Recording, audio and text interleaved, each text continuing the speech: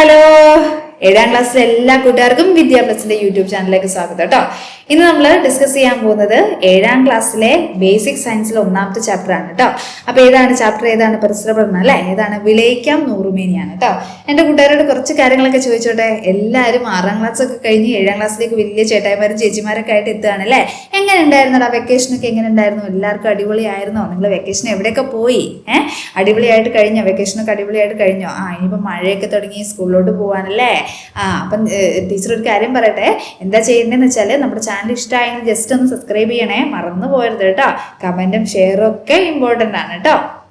അപ്പൊ എല്ലാവരും എന്ത് ചെയ്യുക, നമ്മുടെ ക്ലാസ്സിനെ കുറിച്ചുള്ള അഭിപ്രായങ്ങളൊക്കെ ജസ്റ്റ് എന്ത് ചെയ്യണം, കമന്റ് ചെയ്യണം കേട്ടോ. അപ്പൊ ഇന്ന് നമ്മൾ എടുക്കാൻ പോകുന്നത് 1ാമത്തെ ചാപ്റ്റർ ഏതാടാ? വിളയിക്കാം നൂറുമേനിയാണ് കേട്ടോ. ഏതാണ് ചാപ്റ്റർ? വിളയിക്കാം നൂറുമേനി. അപ്പൊ ഇവിടെ എന്ത് കൊടുത്തിട്ടുണ്ട്? ഒരു ചിത്രം കൊടുത്തിട്ടുണ്ട് അല്ലെ? ചിത്രത്തിൽ എന്തൊക്കെയാണുള്ളത്? ഒരു മാവുണ്ട് അല്ലെ? അതേപോലെ ഒരു കുട്ടി എന്ത് ചെയ്യുന്നുണ്ട്? ഒരു മാവ് നട്ട് അതിന്റെ താഴെ മണ്ണൊക്കെ എന്ത് ചെയ്യുന്നുണ്ട്? മാന്തി കൊടുക്കുന്നുണ്ട് അല്ലെ? നെക്സ്റ്റ് എന്താ നോക്കിയാലോ? ഈ കുട്ടി എന്താ പറയുന്നത്? ആ വലിയ മാവിനെ പോലെ എന്നാണ് എൻ്റെ മാവിലും ധാരാളം മാങ്ങകൾ ഉണ്ടാകുന്നത്. അപ്പൊ കുട്ടി പറയാണ്, എന്നാ എന്റെ മാവിൽ ഇങ്ങനെ ധാരാളം മാങ്ങകൾ ഉണ്ടാകുന്നത്? അപ്പൊ തൊട്ടപ്പുറത്ത് എന്ത് നിപ്പുണ്ട്? ഒരു മാവ് നിപ്പുണ്ട് അല്ലെ? ഈ മാവിൽ ശ്രദ്ധിച്ചു നോക്കിക്കേടാ, ധാരാളം മാങ്ങയുണ്ട് അല്ലെ? കാത്തിരിക്കൂ, 8-10 വർഷങ്ങൾ കഴിഞ്ഞാൽ നിന്റെ മാവും നിന്നെ പോലെ ധാരാളം മാങ്ങകൾ തരും. അപ്പൊ പറയാണ്, എന്താണ്, ഒരു കുറച്ച് വർഷങ്ങൾ കഴിഞ്ഞാൽ എന്ത് ചെയ്യും? നിന്റെ മാവ് എന്ത് ചെയ്യും? എന്നെ പോലെ ധാരാളം മാങ്ങകൾ നിനക്ക് തരുമെന്നാണ് ഈ കുട്ടിയോട് ഈ മാവ് പറയുന്നത് അല്ലെ? എടാ, നിങ്ങളുടെയൊക്കെ വീട്ടിൽ മാവുണ്ടോ? മാങ്ങയുണ്ടോ? ഉണ്ടെങ്കിൽ എന്ത് ചെയ്യണം? ജസ്റ്റ് ഒന്ന് കമന്റ് ചെയ്യണം കേട്ടോ. നെക്സ്റ്റ് അടുത്ത് എന്താ നിങ്ങളോട് പറയുന്നത് നോക്കിയാലോ? നിങ്ങളുടെ വീട്ടിലും പരിസരങ്ങളുമായി പലതരം മാവുകളില്ലേ? ഉണ്ടല്ലോ അല്ലെ? ഒരു ടൈപ്പ് മാങ്ങ മാത്രമാണുള്ളത്? അല്ല, പല ടൈപ്പ് മാങ്ങകളുണ്ട് അല്ലെ? വിത്ത് മുളച്ച് തൈകൾ വളർന്ന് മാങ്ങ ഉണ്ടാകാൻ ഏകദേശം എത്ര കാലം എടുക്കും? നിങ്ങൾ എന്ത് ചെയ്യണം? വീട്ടിലെ മുതിർന്നവരോട് അന്വേഷിക്കണം കേട്ടോ. ഏകദേശം എത്ര വർഷം എടുക്കൂടാ? ഒരു 8-10 വർഷമൊക്കെ എടുക്കൂലേ? ഒരു മാവിൻ തൈ വളർന്നു വരുമ്പോൾ നിങ്ങൾ എന്തെല്ലാമാണ് പ്രതീക്ഷിക്കുന്നത്? എന്തൊക്കെയാണ് പ്രതീക്ഷിക്കുന്നത് നോക്കിയാലോ? അപ്പൊ ഇവിടെ കുറച്ച് കൂട്ടുകാർ കുറച്ച് കാര്യങ്ങളൊക്കെ പറയുന്നുണ്ട് കേട്ടോ. ധാരാളം മാങ്ങ ഉണ്ടാവണം. അപ്പൊ ഒരാൾ പറയണേ, എന്താ പറയണത്? ധാരാളം മാങ്ങ ഉണ്ടാവണം, വേഗം കായ്ക്കണം. വേറൊരാൾ പറയാണ്, എന്താ? വേഗം കായ്ക്കണം. നല്ല മധുരമുള്ള മാങ്ങ ഉണ്ടാവണം. വേറൊരാൾ എന്താ പറയുന്നത്? നല്ല മധുരമുള്ള മാങ്ങ ഉണ്ടാവണം. ശരിയല്ലേ? അപ്പൊ നിങ്ങൾക്കും നിങ്ങളുടെ മനസ്സിലും ഒരു മാവ് നട്ടു കഴിഞ്ഞാൽ ഒരുപാട് ചിന്തകൾ വരൂലേ? എന്തൊക്കെ വേണം അല്ലെ? നിങ്ങളൊന്ന് പറയണം കേട്ടോ. നിങ്ങൾ ഒരു മാവ് നട്ടു കഴിഞ്ഞാൽ നിങ്ങളുടെ മനസ്സിലൂടെ പോകുന്ന ചിന്തകൾ എന്തൊക്കെയാണ്? നെക്സ്റ്റ് അടുത്തത്, പഴങ്ങൾ, പച്ചക്കറികൾ, ധാന്യങ്ങൾ എന്നിവ കൃഷി ചെയ്യുമ്പോൾ നമ്മുടെ ലക്ഷ്യവും ഇവ തന്നെയല്ലേ? അല്ലേടാ, നമ്മുടെ ലക്ഷ്യവും ഇവ തന്നെയല്ലേ? വേഗം ഫലമുണ്ടാവണം. ഫസ്റ്റ് വൺ എന്താണ്? വേഗം ഫലമുണ്ടാവണം, നല്ല വിളവ് ലഭിക്കണം. 2ാമത്തെ പോയിന്റ് എന്താണ്? നല്ല വിളവ് ലഭിക്കണം. നെക്സ്റ്റ് അടുത്ത് എന്താണ്? ഫലത്തിന് നല്ല ഗുണനിലവാരം ഉണ്ടായിരിക്കണം. ഫലത്തിന് എന്തുണ്ടായിരിക്കണം? നല്ല ഗുണനിലവാരം ഉണ്ടായിരിക്കണം. ഇതിനായി എന്തെല്ലാം കാര്യങ്ങൾ ശ്രദ്ധിക്കണം? കൂട്ടുകാരുമായി ചർച്ച ചെയ്ത് ശാസ്ത്ര പുസ്തകത്തിൽ രേഖപ്പെടുത്താനാണ് പറഞ്ഞേക്കുന്നത് കേട്ടോ. അപ്പൊ ഇതിനായിട്ട് നമ്മൾ എന്തൊക്കെ ശ്രദ്ധിക്കണം? നല്ല വിത്തുകൾ വേണം അല്ലെ? എങ്ങനത്തെ വിത്തുകൾ വേണം? നല്ല വിത്തുകൾ വേണം. നടീൽ വസ്തുക്കൾ തിരഞ്ഞെടുക്കണം. അപ്പൊ നടാൻ എങ്ങനത്തെ സ്ഥലങ്ങളൊക്കെ തിരഞ്ഞെടുക്കണം അല്ലെ? പിന്നെ എന്തൊക്കെ നന്നാവണം എന്ന് നിങ്ങൾ പറഞ്ഞു നോക്കിക്കേ. നല്ല മണ്ണായിരിക്കണം കേട്ടോ. എന്തായിരിക്കണം? നല്ല മണ്ണായിരിക്കണം. നെക്സ്റ്റ് വേറെന്താണ്? വളം ശ്രദ്ധിക്കണം അല്ലെ? നല്ല വളമൊക്കെ ഇട്ട് കൊടുത്തിട്ട് വേണം നമ്മൾ എന്ത് ചെയ്യാന്? നടാൻ അല്ലെ? ഇത് രണ്ടും നമ്മൾ എന്ത് ചെയ്യേണ്ടതുണ്ട്? ശ്രദ്ധിക്കേണ്ടതുണ്ട് അല്ലെ? നെക്സ്റ്റ് അടുത്ത് എന്താണ്? വിത്തുകളും നടീൽ വസ്തുക്കളും. അടുത്ത് നമ്മൾ പറയാൻ പോകുന്ന ഏതാണ്? വിത്തുകളും നടീൽ വസ്തുക്കളുമാണ് കേട്ടോ. വിത്ത് ഗുണം 10 ഗുണം എന്ന പഴഞ്ചൊല്ല് നിങ്ങൾ കേട്ടിട്ടില്ലേ? കേട്ടിട്ടുണ്ട് അല്ലെ? ഇത് എന്താണ് അർത്ഥമാക്കുന്നത്? എന്താ അർത്ഥമാക്കുന്നത്? നല്ല വിത്ത് നട്ടാൽ മാത്രമേ നമുക്ക് നല്ല കായ്ഫലം ലഭിക്കുകയുള്ളൂ എന്നാണ് ഇത് അർത്ഥമാക്കുന്നത് അല്ലെ? ചിത്രം നിരീക്ഷിച്ച് ചുവടെ കൊടുത്തിരിക്കുന്ന ചോദ്യങ്ങൾക്ക് ഉത്തരം കണ്ടെത്തൂ. നോക്കിക്കേടാ, ചിത്രം എന്താ കൊടുത്തിരിക്കുന്നത്? ഒരു പാവക്കയുടെ ചെടി കൊടുത്തിട്ടുണ്ട് അല്ലെ? ചെടിയിൽ നിന്ന് പാവക്ക പഴുത്ത് നിൽപ്പുണ്ട്. അതിൽ നിന്നാണ് നമ്മൾ എന്തെടുക്കുന്നത്? വിത്ത് എടുക്കുന്നത് അല്ലെ? നിങ്ങൾക്ക് അറിയാം, നിങ്ങൾ കാണുന്ന അല്ലെ? നിങ്ങളുടെ വീട്ടിലൊക്കെ കൃഷി ചെയ്യുന്നുണ്ടാവും അല്ലെ? വിത്ത് എവിടെയാണ് ഉണ്ടാകുന്നത്? അപ്പൊ വിത്ത് എവിടെ ഉണ്ടാകുന്നത്? വിത്ത് എവിടെ ഉണ്ടാകുന്നത്? ഫലത്തിന്റെ ഉള്ളിലാണ് ഉണ്ടാകുന്നത് അല്ലെ? വിത്ത് എവിടെയാണ്? ഫലത്തിന്റെ ഉള്ളിലാണ് ഉണ്ടാകുന്നത്. മികച്ച വിത്ത് തിരഞ്ഞെടുക്കാൻ എന്തെല്ലാം ഘടകങ്ങൾ പരിശോധിക്കണം? എന്തെല്ലാം ഘടകങ്ങൾ നമ്മൾ പരിഗണിക്കണം അല്ലെങ്കിൽ പരിശോധിക്കണം എന്നാണ് പറയുന്നത് കേട്ടോ. ഈ ചെടികൾ ശ്രദ്ധിക്കൂ. നെക്സ്റ്റ് ഇവിടെ 2 ചെടികൾ കൊടുത്തിട്ടുണ്ട്. എത്ര ചെടികൾ കൊടുത്തിട്ടുണ്ട്? 2 ചെടികൾ കൊടുത്തിട്ടുണ്ട്. ഒരു ചെടിയിൽ നിന്ന് ധാരാളം ഫലങ്ങൾ ഉണ്ടാവും. ഒരു ചെടിയിൽ നിന്ന് തന്നെ എന്തുണ്ടാവും? ധാരാളം ഫലങ്ങൾ ഉണ്ടാവും അല്ലെ. എടാ ഒന്നാമത്തെ ചെടി ശ്രദ്ധിച്ചേ, നിറച്ച് ഫലങ്ങൾ ഉണ്ട് അല്ലെ, നിറച്ച് നല്ല പഴുത്ത തക്കാളി ഉണ്ട് അല്ലെ. രണ്ടാമത്തെ ചെടി ആയിക്കോട്ടെ, തക്കാളിയുടെ എണ്ണം കുറവല്ലേ, കുറച്ച് തക്കാളിയേ ഉള്ളൂ അല്ലെ. ഇനി എന്താ പറയുന്നത്? ഏത് കാലത്തുണ്ടാകുന്ന ഫലങ്ങളാണ് ഇതിനായി തെരഞ്ഞെടുക്കേണ്ടത്? ഫലമാണ് വിത്തിനായി തെരഞ്ഞെടുക്കേണ്ടത്. അപ്പൊ നമുക്ക് ഏത് കാലത്തുണ്ടാകുന്ന ഫലങ്ങളാണ് വിത്തിനായിട്ട് തെരഞ്ഞെടുക്കേണ്ടത് എന്നാണ് ചോദിച്ചിരിക്കുന്നത് കേട്ടോ. ആദ്യം ഉണ്ടാകുന്നതാണോ, അവസാനം ഉണ്ടാകുന്നതാണോ, അല്ലെങ്കിൽ പാതി ഭാഗത്തുണ്ടാകുന്നതാണോ, ഏത് ഭാഗത്തുണ്ടാകുന്ന അല്ലെങ്കിൽ ഏത് കാലത്തുണ്ടാകുന്നതാണ് തിരഞ്ഞെടുക്കേണ്ടത് എന്നാണ് ചോദിച്ചിരിക്കുന്നത്. ആദ്യം ഉണ്ടാകുന്ന ഫലങ്ങളും അവസാനം ഉണ്ടാകുന്ന ഫലങ്ങളും വിത്ത് ശേഖരണത്തിന് അനുയോജ്യമാണോ എന്നാ ചോദിച്ചേക്കുന്നത് കേട്ടോ. ഒരു ചെടിയുടെ മധ്യകാലത്തുണ്ടാകുന്ന മൂപ്പെത്തിയ ഫലത്തിൽ നിന്നാണ് വിത്ത് എടുക്കേണ്ടത്. അപ്പൊ എപ്പോ ഉണ്ടാകുന്നതാണ്? മധ്യകാലത്തുണ്ടാകുന്ന നന്നായി മൂത്ത ഫലത്തിൽ നിന്നാണ് എന്തെടുക്കേണ്ടത്? വിത്തെടുക്കേണ്ടത്. വെണ്ട, പയർ തുടങ്ങിയവയിൽ ഒരു ഫലത്തിൽ നിന്ന് തന്നെ ധാരാളം വിത്തുകൾ ഉണ്ടാകുമല്ലോ.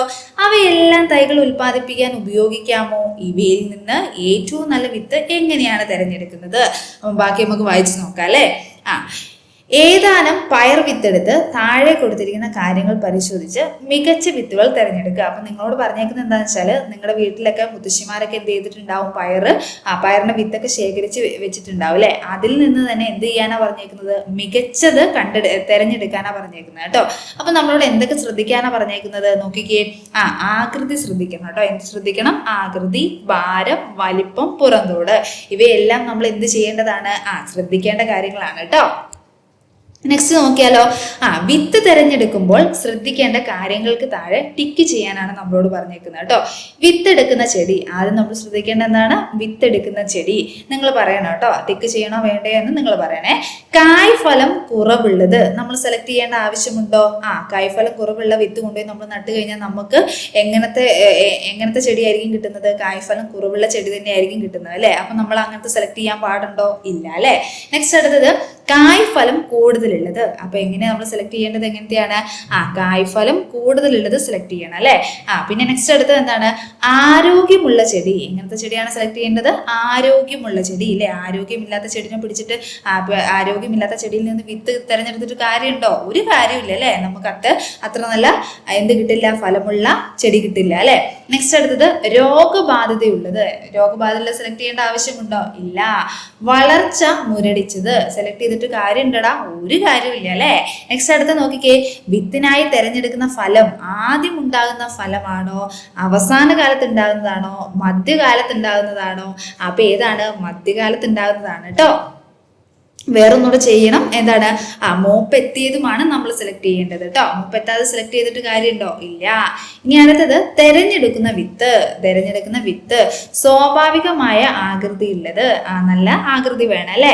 നെക്സ്റ്റ് അടുത്തത് എന്താണ്? സ്വാഭാവികമായ ഭാരമുള്ളത്, അത്യാവശ്യം ഭാരമുള്ളത് തിരഞ്ഞെടുക്കണം. പുറന്തോടിൽ കേടുള്ളത് സെലക്ട് ചെയ്യേണ്ട ആവശ്യമുണ്ടോ? ഇല്ല. ഭാരം കുറഞ്ഞത് സെലക്ട് ചെയ്യാൻ പാടുണ്ടോ? ഇല്ല അല്ലെ. വലിപ്പമുള്ളത്, സ്വാഭാവികമായിട്ടുള്ള വലിപ്പമുള്ളത്, വലിപ്പവും വേണം, ആകൃതിയും വേണം, ഭാരവും വേണം അല്ലെ. ഓൾറെഡി നമ്മളോട് മോളി പറയുന്നുണ്ട്. നെക്സ്റ്റ് അടുത്ത് എന്താടാ? നല്ല വിളവ് ലഭിക്കാൻ ഗുണമേന്മയുള്ള വിത്ത് തിരഞ്ഞെടുക്കണം. ശരിയല്ലേ? നല്ല വിളവ് ലഭിക്കണമെങ്കിൽ നമ്മൾ എങ്ങനത്തെ വിത്താ തിരഞ്ഞെടുക്കേണ്ടത്? നല്ല ഗുണമുള്ള വിത്ത് തിരഞ്ഞെടുക്കണം. വിത്തിന്റെ ഗുണമേന്മ ഉറപ്പുവരുത്താൻ വിത്തെടുക്കുന്ന ഫലം, ചെടി എന്നിവയും ഗുണമുള്ളതായിരിക്കണം. ശരിയല്ലേ? നമ്മള് നല്ല വിത്ത് കിട്ടണമെങ്കിൽ എന്ത് ശ്രദ്ധിക്കേണ്ട കാര്യമുണ്ട്?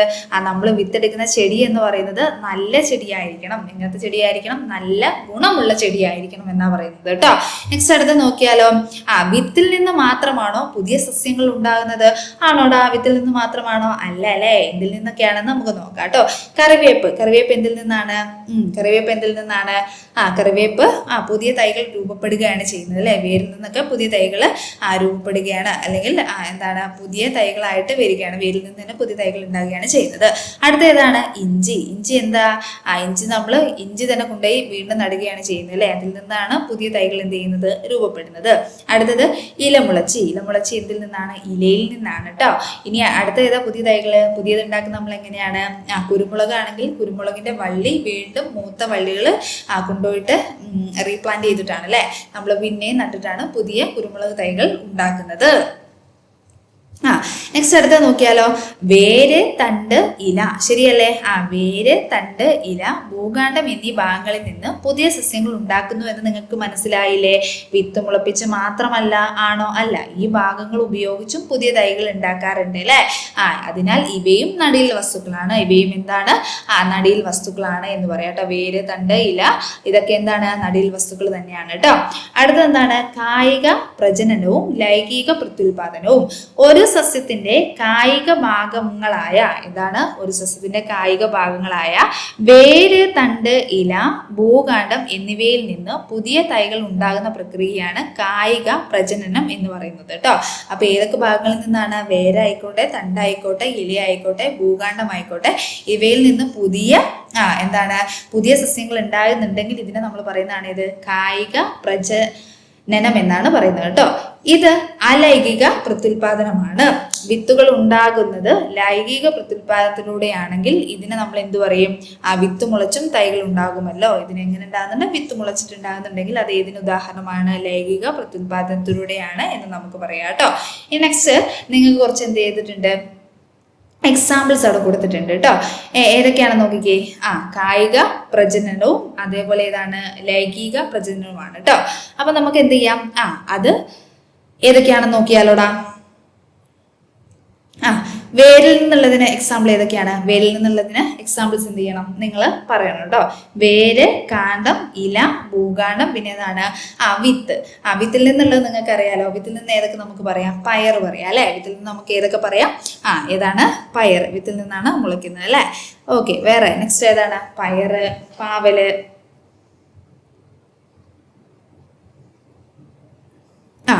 ഈ ഭൂഖണ്ഡമാണെങ്കിൽ ഏതൊക്കെ പറയാം? കുരുമുളക് പറയാം അല്ലെ? കുരുമുളക് അതിൽ നിന്നാണ് അല്ലെ? ഇനി ഇലയിൽ നിന്ന് ഏതൊക്കെയാണ്? ഇലയിൽ നിന്ന് ഇല മുളച്ചുണ്ട്. വേറെ ഏതൊക്കെ എക്സാമ്പിൾസ് ആണെന്നുള്ളത് നിങ്ങൾ ജസ്റ്റ് ഒന്ന് കമന്റ് ചെയ്യണം കേട്ടോ. കാണ്ഡത്തിൽ നിന്ന് ഏതൊക്കെയാണ്? കാണ്ഡം, മുരിങ്ങ നടലുണ്ട്. വേറെ ഏതൊക്കെയാണ്? മുരിങ്ങയുണ്ട്. വേറെ ഏതാടാ? കാണ്ഡം നട്ടിട്ടുണ്ടാവുന്ന നിങ്ങൾ ആലോചിച്ച് ജസ്റ്റ് ഒന്ന് കമന്റ് ചെയ്യണം കേട്ടോ. വേരിൽ നിന്ന് ഏതൊക്കെയാണ്? ശീമപ്ലാവ് ഉണ്ട്. അവയിൽ നിന്നൊക്കെ ഒരുപാട് സസ്യങ്ങളുണ്ട് അല്ലേ? അപ്പൊ നിങ്ങൾ എന്ത് ചെയ്താൽ മതി? കുറച്ച് കമന്റ് ചെയ്താൽ മതി കേട്ടോ. ഓക്കെ. നെക്സ്റ്റ് അടുത്ത ക്ലാസ്സിൽ നമുക്ക് ഇത് ഗ്രാൻഡ് ആയിട്ടൊന്ന് ചെയ്യാം കേട്ടോ. അപ്പൊ നമ്മൾ എന്ത് ചെയ്യാം? ക്ലാസ് വൈൻഡപ്പ് ചെയ്യാണ്. അപ്പൊ നെക്സ്റ്റ് ക്ലാസ്സിൽ എന്ത് ചെയ്യാം? വീണ്ടും കാണാം കേട്ടോ. Okay, thank you.